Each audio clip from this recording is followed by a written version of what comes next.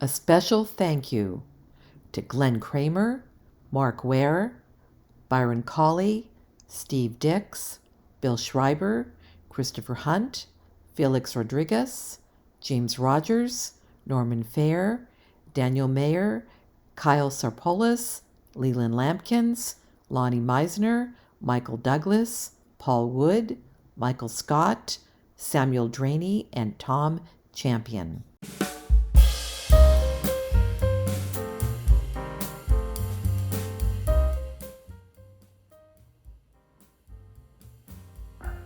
Okay, here we go. It's Monday, and I'm sitting in front of the Chameleon mold, and I'm about to take the mask out. This begins another week of, let's see if I can get my head in here. SNG update. Am I in? I can't tell. I'll know when I look at the footage. So, of course, you guys all know the routine, but by now, you powder the mask first so it doesn't stick to itself. It's always better when you let them sit a long time like this. In this case, it was for 2 days over the weekend. So, yeah, it should be real good. So, I'm gonna take that off. Remember that? That was the keep from losing 5 gallons of rubber. I'm gonna pull that off like that. Then we're going to peel away some rubber off the edge. Feels thick. Mold is starting to break down a little bit. Of course, it's soft on the surface right now because the moisture has been trapped in. So we'll just be very careful pulling this out. Not that it would matter because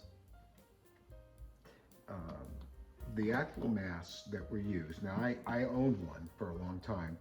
I had one pulled out of the original mold. I forget who gave it to me. It may have been Ricky Schwartz, probably Ricky Schwartz. I remember thinking how crude it was. I mean, you know, back in the later 70s, mid 70s, when I was doing all that, you know, we just thought we were the best thing in the world. Doing everything, you know, making the sculptures look very realistic, lots of detail and stuff. But they didn't do things like that back in the era of Outer Limits and Star Trek. They had a very tight budget, very tight timeline to get something on camera the next day. And it looked just like this. It was all in the paint job and all in the lighting, and I was just, you know, I was amazed. So I made this look as much like, it totally reminds me of the mask I had.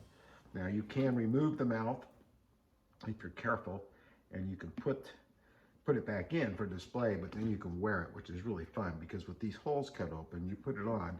There's a video on my website, the mask store, that shows it. So this came out very well. It's a really good casting. So we're pleased about that.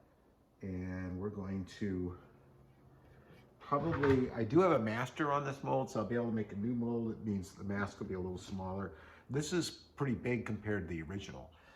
They were actually a little smaller, and that's probably because they made a master mold and made up a couple molds so they could make up a bunch of them.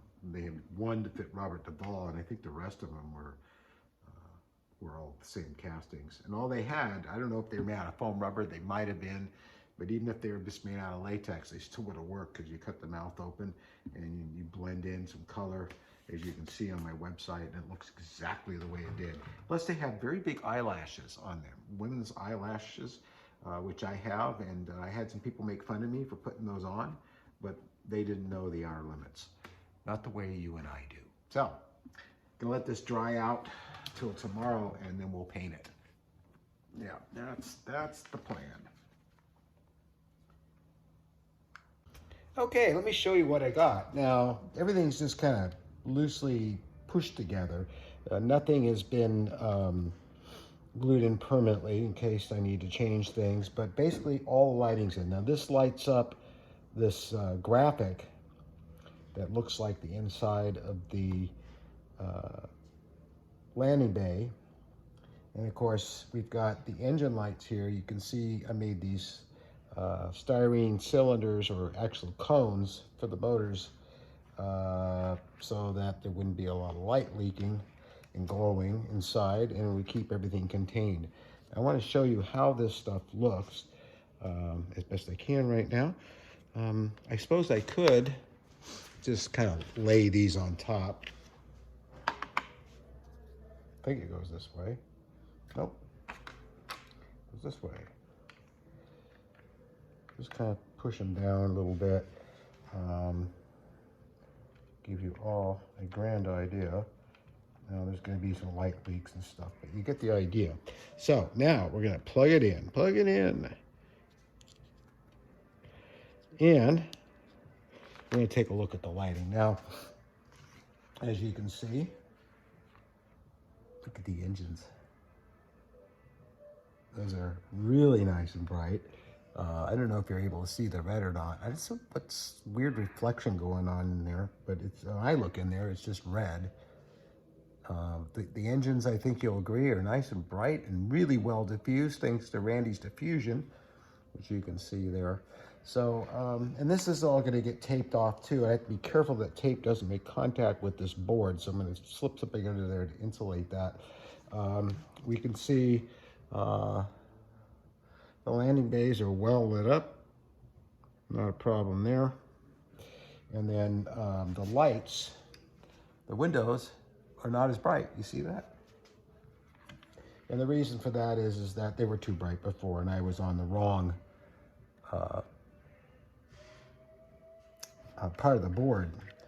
We want to be on the part of the board that's got the 1.5Ks. You can see though, it's really nice, and I think the lighting's more realistic. Looks better, is a bit more realistic in that way. So, but I am just so pleased with the way the engines came out. I mean, that's just awesome. I don't know what that white is showing inside there, but I guess it's just a hot spot. I mean, I don't get it. What is that? Oh, that's a hot spot, because that's actually red. I'm gonna see if I can.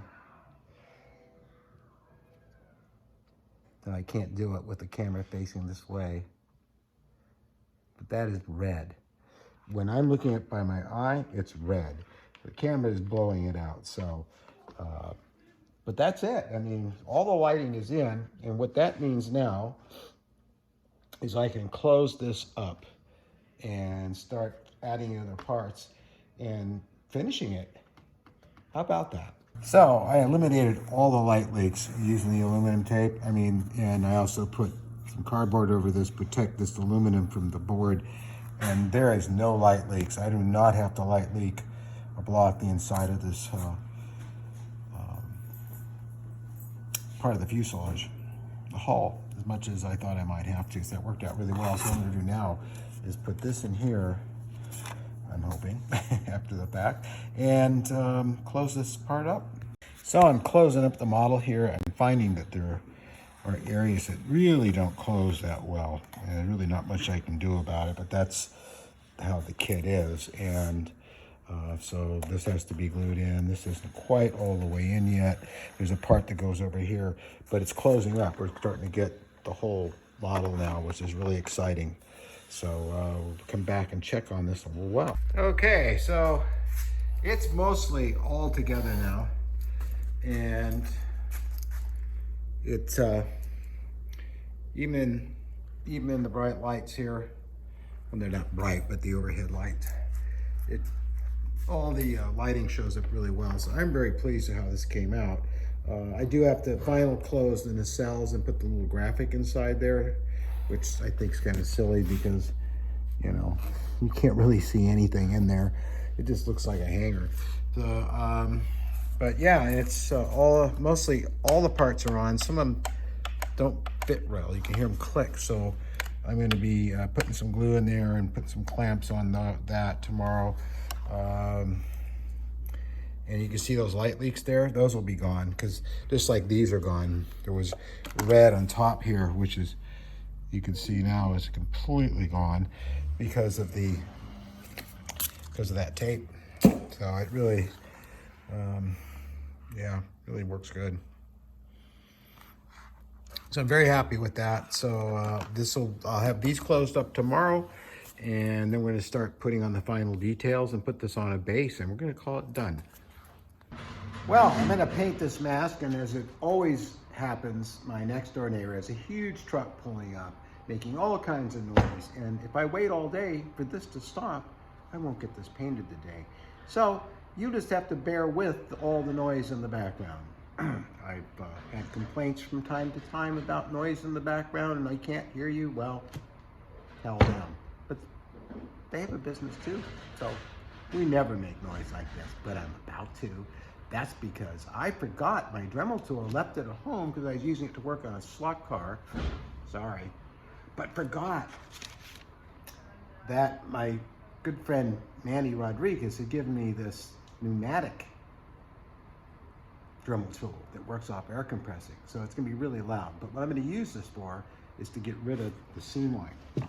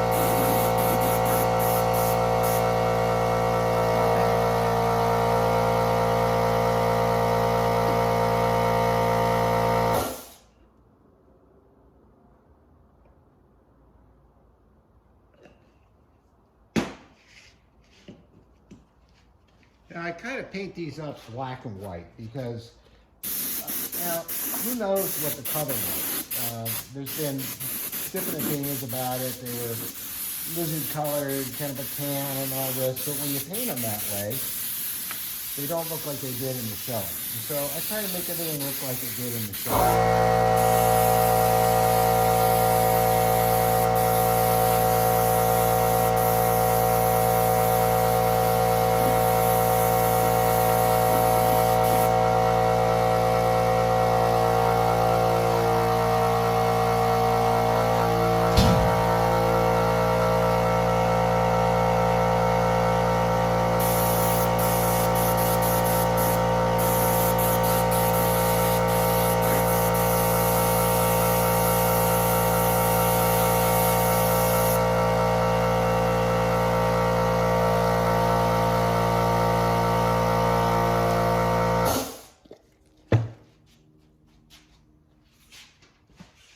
This mask has far less bubbles and imperfections than the original mask, but it's, it's pretty close. As the mold ages, I'm noticing this is what we call cabo patch, and this takes care of filling holes and bubbles and things we don't want in the mask. And I can just paint right over that, which is nice. And it'll dry and it'll be sealed. Hold on. So that's how we do that. I'm going to now start a shading process, and I will put a little bit of tan on it to give it that effect. So let's see. Let me go get something kind of tan. Actually, I'm going to darken it first. Okay, we got some dark here. And, the way these guys are done,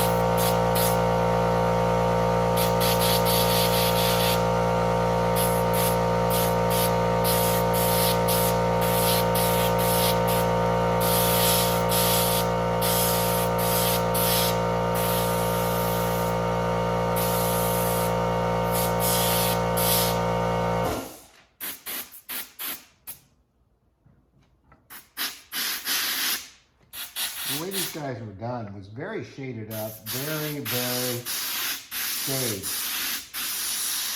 But we were still doing that in the 60s. And of course, this is where the actor would see out of. This is where the actor would see out of. So we need that to be pretty dark in there.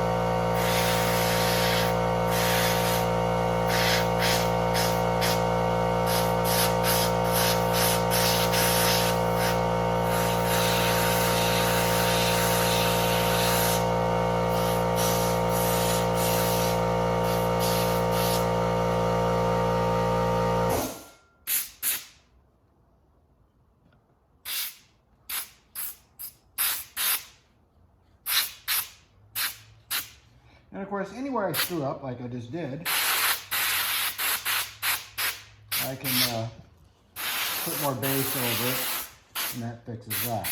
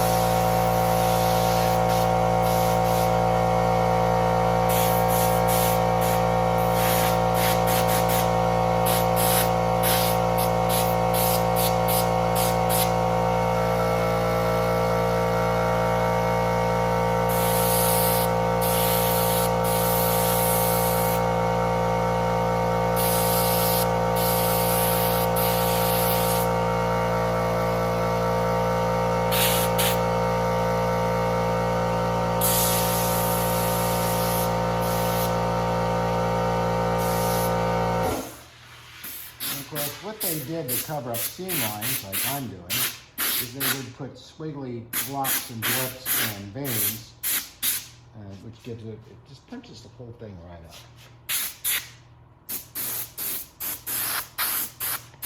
Now, this is pretty loud, so I'm going to come back over it. That's going to hit the marks.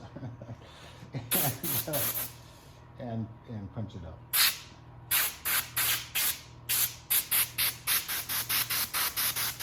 What I'm going to do is I'm going to put a lighter color on here. It's starting to look pretty good. Need to have it dark right around the edges of the eyes. It's going to get painted over the correct color anyway, like yellow.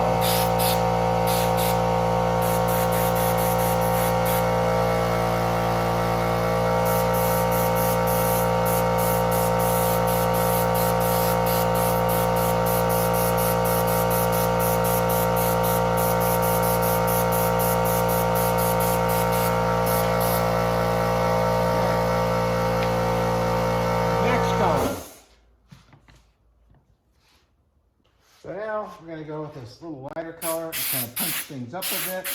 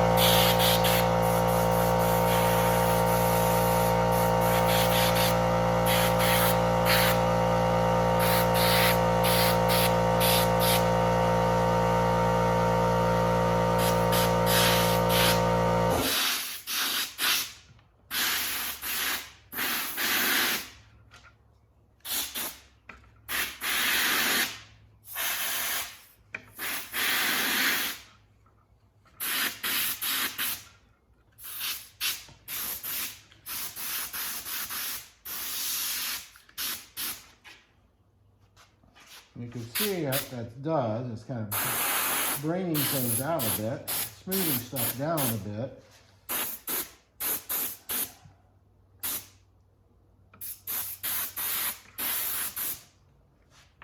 And now we're going to open up wide.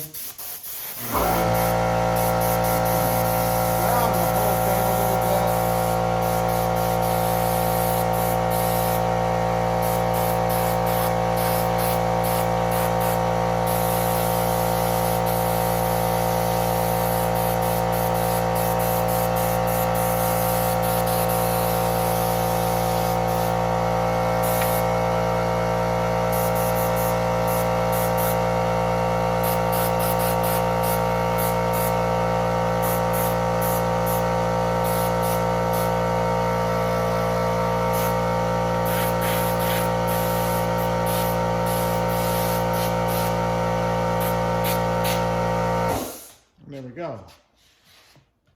It really brings out the whole thing, I think. So,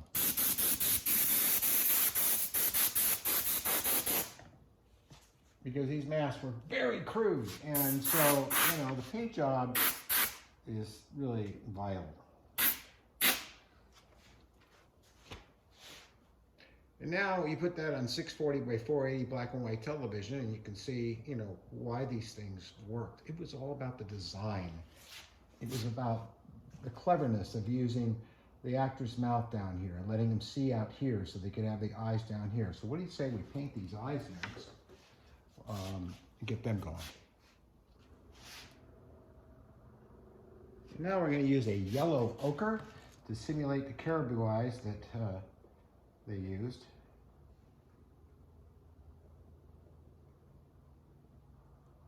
That Hua Cheng used. Hua Cheng was a genius. And I've heard people say, oh, those masks were so crude, and those effects were so crude. Yeah, well, you all like this tricorder and his Baylock. and his phaser, and all the medical tools, to name a few things that Law designed for Star Trek, which I love those props to this day. I think they're the coolest thing in the world. All the modern stuff's great. Oh yeah, it looks more up to date and all that kind of thing, but there was a charm and style that he put into those things that just rocked the house.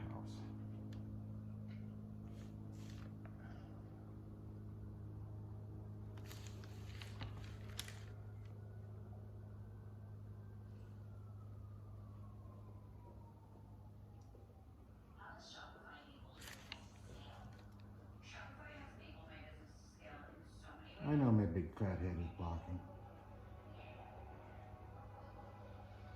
Big fat heads are good for that.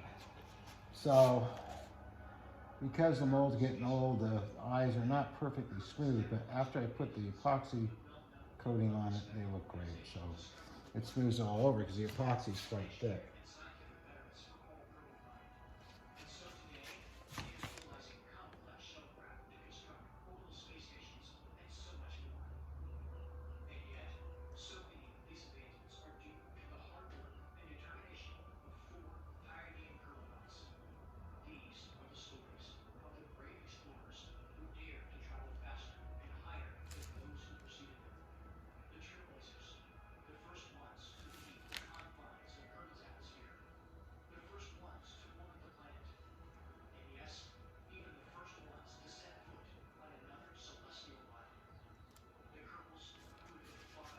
And Mary's watching a Kerbal commercial in the background. I love Kerbal.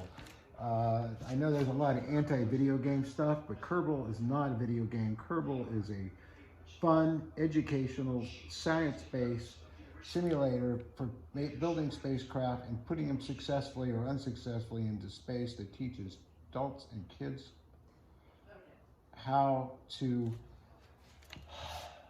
to build space vehicles and make them work and understand the physics behind them and what it takes to get into orbit or lunar insertion, or is that Mun insertion. For those of you who know what I'm talking about, you probably absolutely agree with me. For those of you who don't, you should go check out Kerbal, because to me, it's, I don't play battlefield war games anymore where people endlessly shoot at each other, kill each other, and think it's funny. I used to. I'm guilty of it. I played Battlefield all the way since its conception. And then one day it struck me, this is just wrong. But that's just my opinion. So I don't expect, I'm not preaching and I'm not, did I get paint on my hat? Anyway, I'm not preaching. I'm just, for me, personally, I prefer not.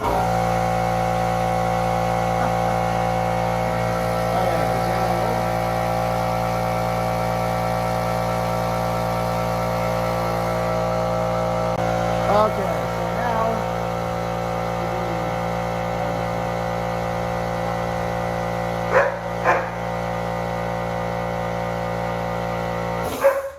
which aren't very big. I'll be right back.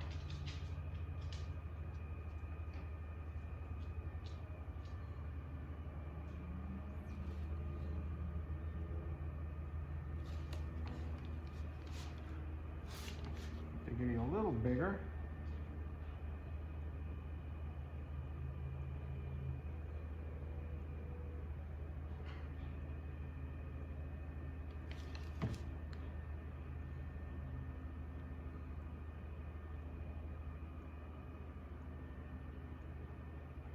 After all this dries, I will, that's better. I will put the glazing on it with the epoxy. Make the eyes look like they are actually made out of plastic. Or I guess those eyes back then, they have a setup where, Mary, I'm recording, honey. So if I get distracted, even for a second, I make mistakes.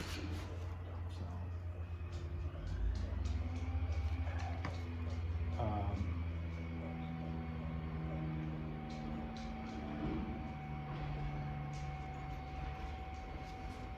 pretty evil.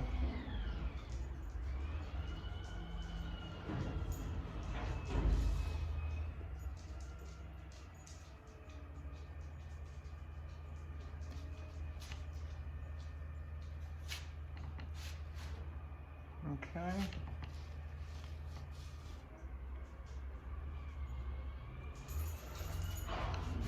Now a little rounder.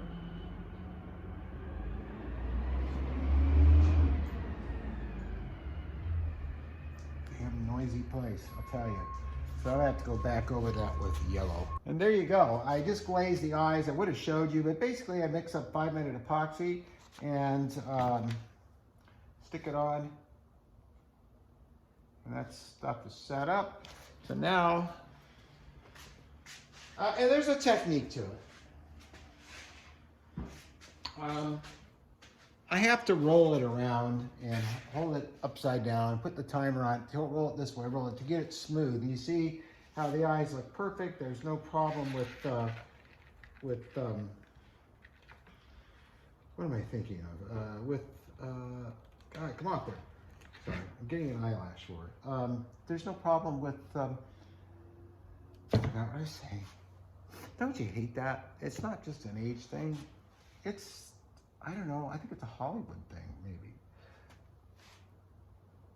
Now I'm gonna put these on.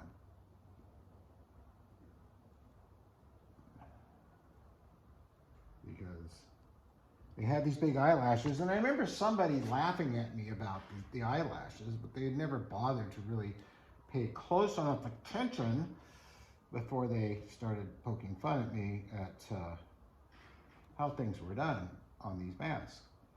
So I'm actually kneading it into the epoxy somewhat. There we go. And yes, they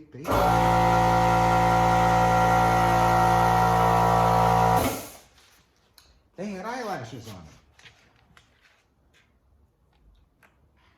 If you watch the show, you'll see them. If you look at the pictures on the internet, you'll see them. So who's laughing now?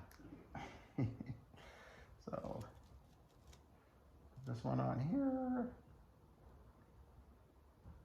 So as you can see, there's a lot of work that goes into making one of these masks. And it's just not as easy as one might think. There we go. That one's not sticking to the epoxy the way it should, but it will. And if it doesn't stick that way, that's what CA is for. Cyanoacrylate. Acrylate. Something like that.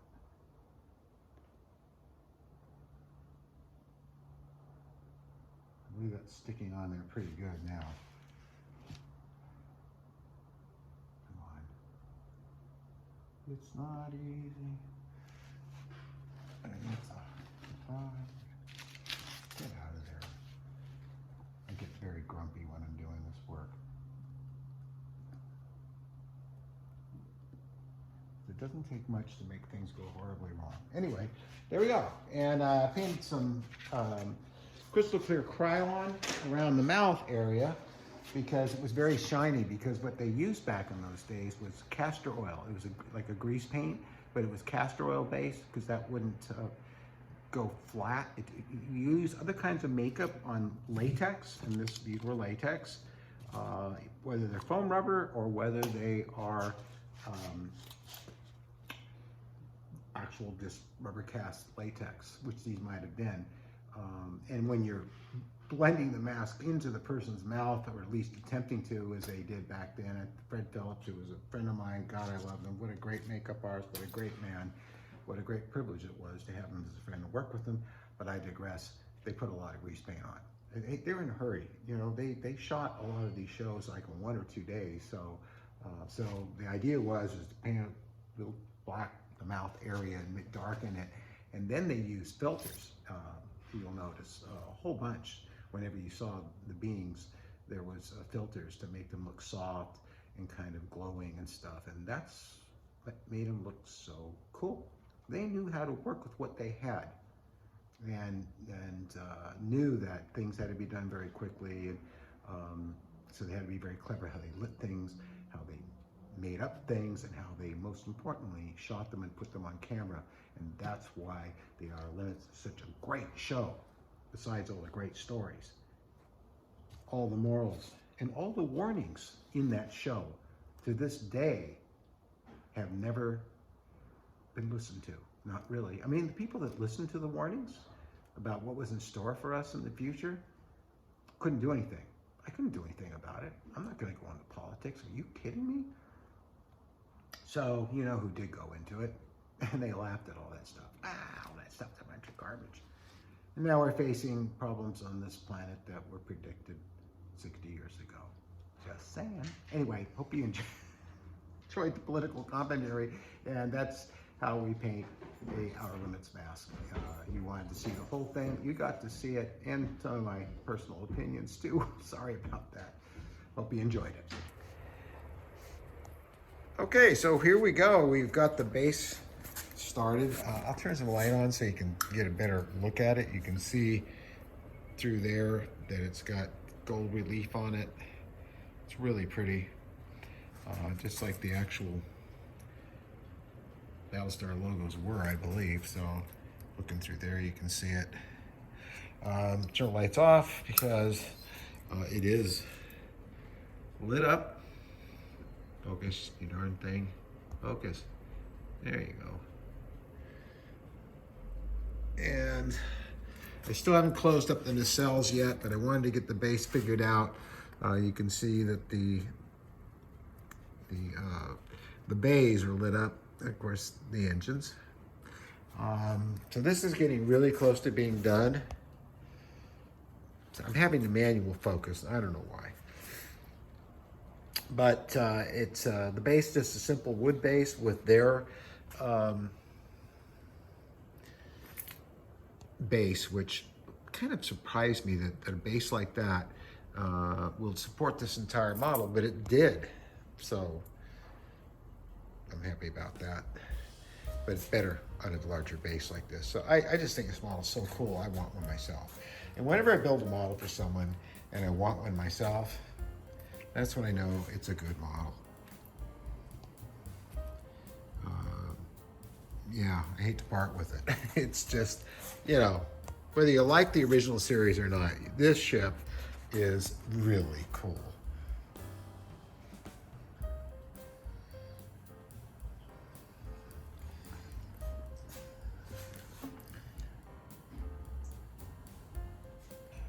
So tomorrow, I will, it's really a scale to it. For such a small model, it really does.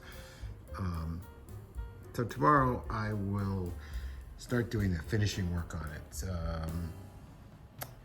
Some of the gaps, like here, are surprising, but that's how it is. So I'm not gonna fill those because it'll make it messy looking. So what I'm going to do is just go in and touch up the paint a bit and stuff. But yeah, I mean, the model is just beautiful. I mean,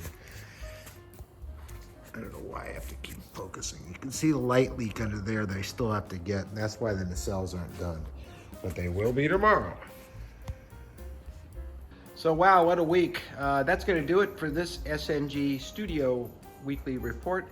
You can see all the things I did behind me this week. We got this mast finished.